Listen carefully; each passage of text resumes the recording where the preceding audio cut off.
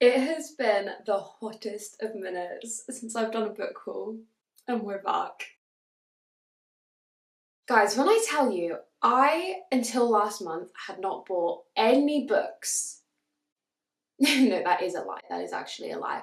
I had not actively gone book shopping all year. It's less impressive when you say it like that. I had picked up the odd one here or there in charity shops, but I hadn't like gone book shopping until last month. Then I went book shopping. I thought I would give you a rundown of all the books that I've bought in the last few weeks. There's not an insane amount. We've got 17 books. Okay, it's quite a lot of books. Some of them are thrifted, some of them are like, my mum read them and she gave them to me. Some of them I bought. So it's a collection. As we all know, I'm a thrifter through and through at the heart of hearts. But I had some gift cards, so I have actually bought a few books brand new, which is so rare for me. I literally never buy books brand new because I'm stingy. So we'll start off with the first pile, which are books that I bought brand new. And this first book is possibly my most anticipated read of the entire year. I could not be more excited. We have Penance by Eliza Clark. Eliza Clark wrote my favourite book of last year, which was Boy Parts, which was very much like, it's not going to be everyone's cup of tea, but it was mine. I loved it. It was very much like unlikable main character, literary fiction, morally grey. Honestly, more than morally grey, that character was awful, but it was so addictive. And I think, honestly, this is completely different. But I loved her writing style so much that I will now read anything this woman writes. From what I know of this is set out like an interview, and it's meant to be like true crime, but it's not true crime, but it's told as if it was. I don't know either. It says, a decade ago, there was a horrifying murder of a 16-year-old called Joan Wilson, and now a journalist called Alec has constructed what he claims is a definitive account of the crime. The only question is how much of the story is true. I just think it sounds incredible. I'm so excited for this. I haven't heard a single person talk about it yet, but it doesn't matter. I'm gonna read it and I will tell you my thoughts. And then the second book I bought in the same trip was My Year of Rest and Relaxation by Ottessa Moshfegh, which will be my first book by her, but I have heard amazing things. It just sounds right up my alley. The only thing I know about this is that it has amazing depression representation, and I think it's about this woman who decides to spend an entire year in bed. It does not mention that on the blurb, but I'm sure that that is what it's about. I don't know, this is a book that I have heard quite a few people talk about over the years, and every time I hear somebody talk about it, I'm like, I need to read that. Then, the other two books that I did buy brand new, I went to the works and I picked up Heartless and Powerless. These are the next two books in the Chestnut Springs series by Elsie. I read Powerless a few weeks ago and loved it. It literally took me so by surprise because I did not know if cowboy romance was going to be my thing, and she is, and look how pretty these are. I'm so excited.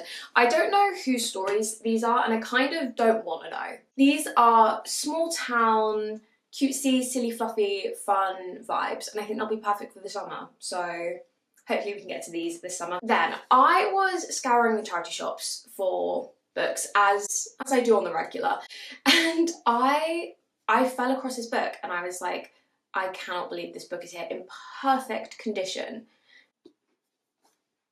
Practice Makes Perfect by Sarah Adams. It literally doesn't look like it's been read. Or it's been read like how I read books, which is where you read them at like a 45-degree angle, so not to kill the spine, which is a really inconvenient way to read a book, but this is technically, I think, the second book in a series. But for me, anyway, like standalone romances, I feel like I can just read this without reading When in Rome. Again, like, somebody yell at me if I can't do that. Somebody in the comments be like, don't do that. But I think it's going to be fine. I don't know, but I've never read a Sarah Adams book, and I think this one sounds really sweet. I say not knowing the plot even remotely. So it follows a florist called Annie. After overhearing her latest date describe her as so unbelievably boring, that is brutal. I don't think it's you, babe. I don't think it's you. I just have a feeling. She starts dating this guy called Will. He's a security guard for a pop star, and I think they like, or is it fake dating? Oh, I've never read a fake dating book because I'm terrified that I won't like it. No, I'm gonna give it a go. I'm gonna go in open-minded, but I am scared of the fake dating trope because I know everyone loves it. I know it's like a thing that everyone's obsessed with it, but it like makes me nervous because I can't imagine a single scenario in which fake dating is the answer. I'm going in open-minded. I know a lot of people love this book, so I am really excited for it. Then, my beautiful mum bought me this book because I hit 1K on YouTube kind of like a while ago now. I don't think I ever actually said it in a video, but like, thank you, like you guys are actually so cool. It meant so much to me. I was out when I saw the little thing and it made my heart very, very happy. So thank you very much. But as like a little well done, my mum bought me Weyward by Emilia Hart because I think I had just put out my video of reading the 2023 winners and I said I wanted to read this one next. And she bought it with me because she's such a gem, so thank you, mum. Oh, okay, so it's following like 3 women. So one of them is fleeing a traumatic relationship. The second one is rebelling against her father's ideals of a proper young lady. And the third one is on trial for witchcraft. 3 women they tried to cage, but wayward women belong to the wild and they cannot be tamed. Is this a female rage story? Wait, look at the... I don't know if you're gonna be able to see this. The like, it's like a bird flying. That's so cute. If this is a female rage story, I'm gonna love it. I'm just saying. The next book is actually by somebody I'm related to. Could not tell you how I'm related to him. I think he's my second cousin once removed, or my third cousin, or I don't know, but he's called Rich and he's a lovely guy and he wrote a book called Be Bright, Be Bold, and he's like, he does like spoken word / stand-up, so I'm assuming it's something to do with that. It's all like, I'll just flip through so you can see it. It's quite like little vignettes and like photos and diagrams and stuff. But we accidentally have 2 copies because both my mum and my dad bought his book. So yeah, I'm very, very excited to read this. Okay, the next pile of books are books that my mum has read and basically loaned me / actually, I don't know if she's gifted them. She doesn't normally want her books back after she gives them to me. She like never keeps the books she reads. So the first book is probably the one I'm most excited about, which is Elizabeth is Missing by Emma Healy. And I think this is about a woman going through Alzheimer's, and I think it's like from her perspective. It follows Maud and it says, there's one thing Maud is sure of, her friend Elizabeth is missing. It says, somewhere in Maud's damaged mind lies the answer to an unsolved 70-year-old mystery. I don't know, I remember my mum just saying at the time of reading it that it was like really moving. It's not a book I've heard anybody talk about, so if anybody has read it and has thoughts, let me know what you think. Then, my girl Lisa Jewell. We all know how I feel about Lisa Jewell on this channel. She doesn't miss. She never misses for me. She has a writing style. It's like literary fiction emotional depth mixed with thriller pace, and I just love it. This is Invisible Girl. I actually don't know the story of this. So it follows a 10-year-old girl. Something terrible happened and she's carried the pain of it ever since. And then it also follows Owen. Oh, and then the girl goes missing opposite his house, and suddenly the world seems to be watching Owen, accusing him, holding him responsible for her disappearance. Oh, okay. That sounds interesting. And as I say, Lisa Jewell is an auto-buy author for me. Like, I will read anything that woman puts out. Because thrillers are not always my genre, like they're not a go-to genre for me. But with Lisa Jewell, it is a different story. There is something that woman puts in her books. I will buy them. I will buy every single one. The Drift by CJ Tudor. I have just read The Chalkman, which I think was CJ Tudor's debut. And my mum just read this. We were reading them like at the same time. And I was saying how much I love CJ Tudor's writing. So she was like, let's swap. So this is the next one I'm going to read because she really enjoyed this. It says, outside a snowstorm rages. Inside each group, a killer lurks. It's stuck in the middle of a snowstorm. I think there's like a group waiting to be rescued and there's a killer amongst the group. Oh wait, I missed the first part of the... I thought that this bit was quotes, so I didn't read it. And it's actually quite relevant. It says, an overturned coach full of students. So they're trapped. Oh wait, hang on, there's 3 different groups. There's an overturned coach, there's a stranded cable car, and there's an isolated chalet. And in every single group, a killer lurks. Wait, there's 3 different murder stories going on. Mad. I assume they're somehow connected. Okay, very interesting. And look at me reading the blurb in order. That makes it a lot easier to understand. As I say, I really enjoyed TG Tudor's writing style in The Chalk Man. I felt like it was very fast-paced, and it was more like almost supernatural creepy, whereas that one doesn't sound like that, but I really enjoyed The Chalk Man, so I'm down for that one. And then the last one that my mum lent me was The Last Resort by Heidi Perks. She said this is about a couple having therapy because their marriage isn't working or something. And it's about the therapist Maggie, and she says she can't work out which version of the truth she can trust.